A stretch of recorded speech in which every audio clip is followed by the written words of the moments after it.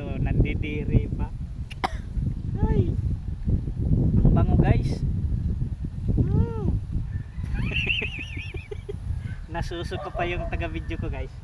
Ay grabe guys, huwag tayong maarte sa buhay kasi ganito yung palad natin, gulong ng palad. Malay natin yung tayo ng kalabaw, yun yung magpapayaman sa atin. Kaya huwag tayong mandidiri, di ba guys? Ito yung ipapakain ko sa aking alagang African Nightcrawler, kasama yung sa ng saging. Yan. Yun. Tapos yung mga tuyong damo, guys. Bango, guys. Ayos, guys, di ba? Dapat hindi tayo maarte, guys, di ba?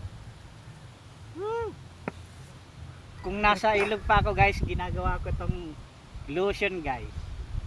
Mag-vlog ako guys na yung tae ng kalabaw gagawin kong lotion. Actually yan yung ginagawa ko nung bata pa ako. Ngayon dahil isip bata na ako, ganun pa rin.